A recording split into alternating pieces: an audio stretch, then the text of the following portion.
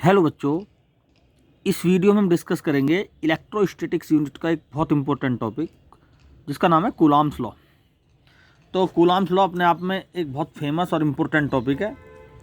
तो एक्चुअली ये जो टॉपिक है इसका बेस है कि दो चार्ज पार्टिकल आपस में अट्रैक्ट और रिपेल करते हैं। अगर लाइक चार्ज है तो रिपेल करेंगे, अनलाइक हैं तो अट्रैक्ट करेंगे, जिसे हमने पिछली वीडियो में डिस्कस किया है। पिछली वीडियो में हमने बताया था प्रॉपर्टी ऑफ चार्जेस की में कि लाइक चार्ज आपस में रिपेल करते हैं और अनलाइक अट्रैक्ट करते हैं। चार्ज दो प्रकार के होते हैं, एक पॉजिटिव चार्ज, दूसरा नेगेटिव चार्ज। तो अगर पॉजिटिव पॉजिटिव ले लें तो वो रिपल्सन होगा और पॉजिटिव नेगेटिव ले लें तो अट्रैक्शन होगा। इसी के बेसिस पर साइंटिस्ट कूलॉम ने ये लॉ दिया कि अगर दो पॉइंट चार्ज, ध्यान दो, पॉइंट चार्ज होने चाहिए, यानी इलेक्ट्रोस्टैटिक का मीन्स है इलेक्ट्रिक चार्ज को स्टेशनरी कंडीशन में उसकी स्टडी करना, ठीक है। तो इलेक्ट्रोस्टैटिक्स में हम इलेक्ट्रिक चार्ज की स्टेशनरी कंडीशन में स्टडी करते हैं। तो Q1 Q2 दो चार्ज हो गए, दोनों पॉइंट चार्ज हैं, इनके बीच में या तो अट्रैक्शन फोर्स होगा या रिपल्सन होगा।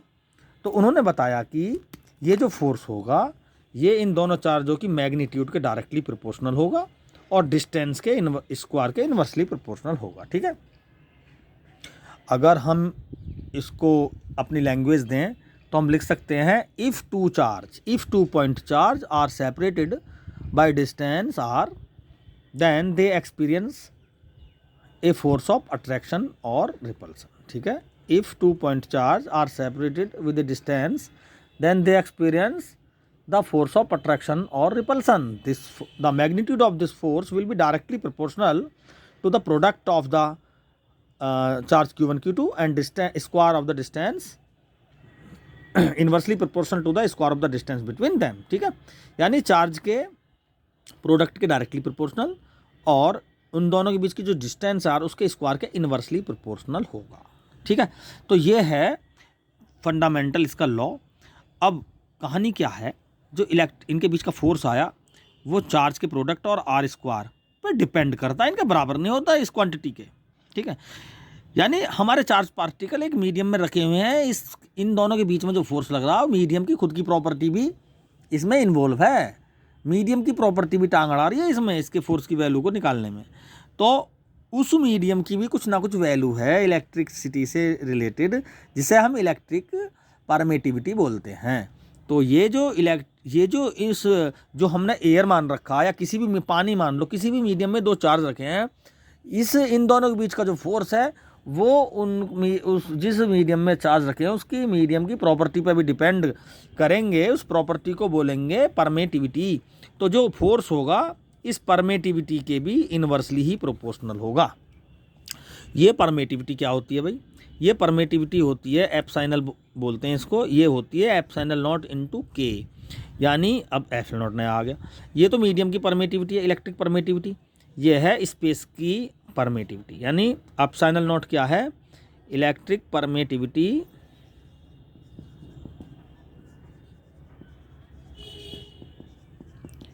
ऑफ स्पेस और एयर। और के क्या है यहाँ पर? Dielectric constant, dielectric constant, ठीक है, ठीक है। Dielectric constant, dielectric constant का मतलब है किन्हीं दो चीज़ों के बीच में फोर्स कम करने वाला गुण। अगर ये वैल्यू ज़्यादा है तो फोर्स कम हो जाएगी उन दो चीज़ों के बीच में। तो अगर के की वैल्यू ज़्यादा है तो एप्सिलॉन की वैल्यू भी ज़्यादा हो जाएगी। और डाई का मतलब ही डाई मैग्नेटिक सब्सटेंस क्या होते हैं? प्रतिचुंबकीय पदार्थ हिंदी में बोलते हैं, जो मैग्नेटिक फील्ड को रिपेल कर दे, यानी फोर्स कम करना दो चीज़ों के बीच में। तो वहीं से हम समझ सकते हैं डाई इलेक्ट्रिक को। जैसे डाई मैग्नेटिक सब्सटेंस, ऐसी डाई इलेक्ट्रिक सब्सटेंस होते हैं, ठीक है। उन सब्सटेंसों के अंदर ऐसा मीडियम होता है कि वो चार्जेस के बीच में जो फोर्स होता है उसको क्या करता है? डिक्रीज करता है, ठीक है। तो अगर इस प्रॉपर्टी की वैल्यू ज़्यादा है तो समझो फोर्स की वैल्यू कम होनी है, तो इसका मतलब इस प्रॉपर्टी के भी इन्वर्सली ही डिपेंड करेगा। ये अपने मीडियम की प्रॉपर्टी है इलेक्ट्रिक परमिटिविटी, जो ये अलाउ करती है कि इस मीडियम में को इलेक्ट्रिक लाइन पास होनी चाहिए या नहीं होनी चाहिए। तो अगर ये तो बिलोंग ही करता है जब डाई इलेक्ट्रिक सब्सटेंस की वैल्यू ज़्यादा होती है तो ब्लॉक कर देगा वो सब उस मीडियम में को जहाँ के की वैल्यू ज़्यादा होगी वहाँ इलेक्ट्रिक लाइंस पास नहीं होंगी उस मीडियम में।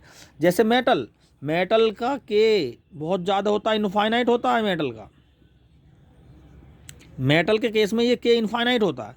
तो जब के इनफाइनाइट होता है तो मेटल में को इलेक्ट्रिक लाइन पास कर ही नहीं सकती, इलेक्ट्रिक लाइन पास नहीं होती मेटल में को, इंसुलेटर्स में होती हैं। इंसुलेटर्स में जिसमें के की वैल्यू थोड़ी कम होती है, ठीक है।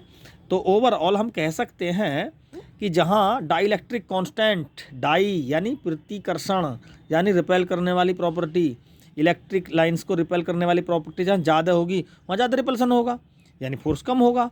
तो इसका मतलब इसकी वैल्यू ज़्यादा होने पर फोर्स कम होने वाला है, यानी एप्साइनल जो एप्साइल नॉट यानी स्पेस की परमिटिविटी में डाइलेक्ट्रिक कांस्टेंट की मल्टीप्लाई कर दो तो एप्साइनल बन जाता है, इलेक्ट्रिक परमिटिविटी ऑफ मीडियम बन जाती है, ठीक है।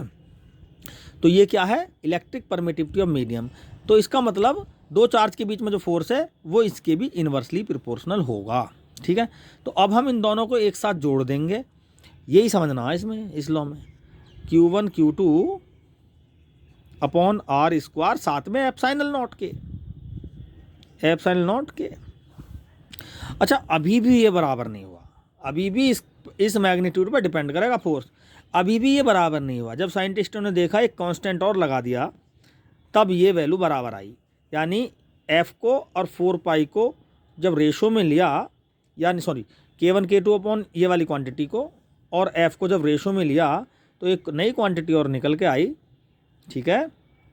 तो उसी को अगर यहाँ पे अपॉन में यहाँ पर पुट किया कांस्टेंट क्वांटिटी को, जब जाके क्या हुआ बराबर, वो क्वांटिटी कौन सी है, वह 4 पाई 1/4 पाई Q1 Q2 अपॉन एप्साइनल नॉट के आर स्क्वायर, ठीक है।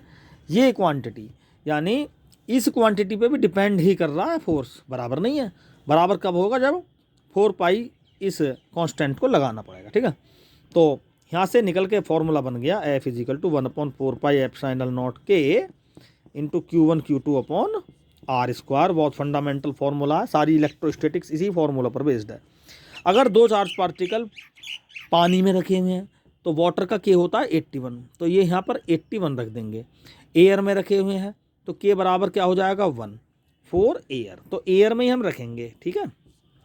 वो न्यूमेरिकल की कहानी हो जाती है कि 80 पानी में रख दिया तो ये 81 टाइम यहाँ पे 81 लिखना पड़ेगा हमें, तो फोर्स 1/81 टाइम डिक्रीज हो गया।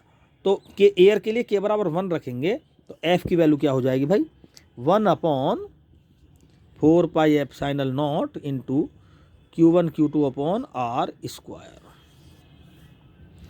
अब एक्सपेरिमेंटली 1/4 पाई एप्सिलॉन नॉट की वैल्यू होती है 9 × 10⁹ Q1 Q2 upon are square.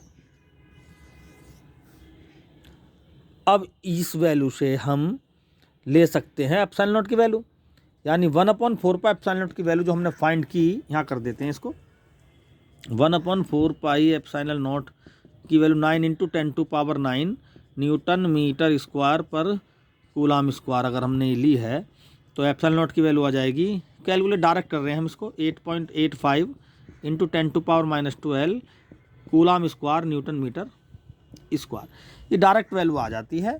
तो इस तरह से हम कूलाम्स लॉ की, ये एप्सिलॉन नॉट क्या है, ये स्पेस की या एयर की परमिटिविटी है, इलेक्ट्रिक परमिटिविटी है, ठीक है।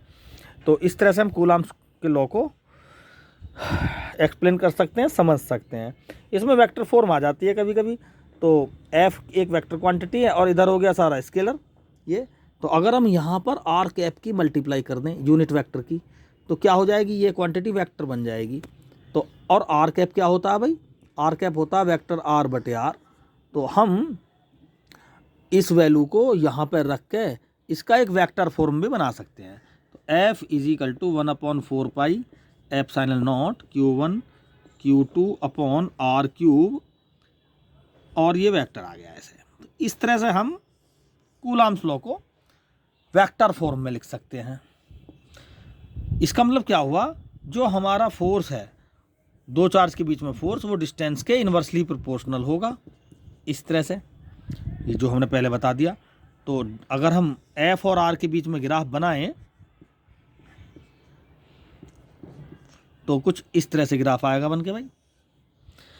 और कभी कभी पूछा ये जाता है कि एफ और 1/r के बीच में ग्राफ बनाओ, ये एफ हो जाता है और यहाँ आ जाता है 1/r, तो फिर ये स्ट्रेट लाइन आएगी इस तरह से, ठीक है। तो यहाँ पर कर्व यहाँ एफ इन्वर्सली प्रोपोर्शनल r² को शो कर रहा है ये ग्राफ, और ये एफ और 1/r के बीच का ग्राफ है। तो ये है हमारा कूलॉम्स लॉ, और हम आशा करते हैं कि कूलॉम्स लॉ को समझने में आपको काफ़ी मदद मिली होगी। Thank you.